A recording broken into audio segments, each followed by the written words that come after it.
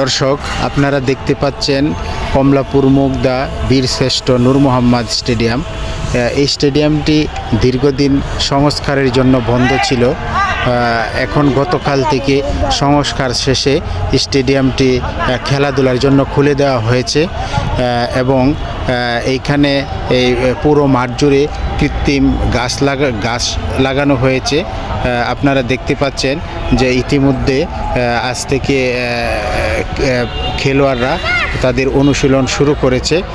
এখান থেকে এই স্টেডিয়ামে স্থানীয় লীগ থেকে শুরু করে জাতীয় পর্যায়ের বিভিন্ন খেলা অনুষ্ঠিত হয়ে থাকে এবং দেশের বাহিরের যে খেলোয়াড়রাও এখানে এসে তাদের খেলা প্রদর্শন করে থাকে।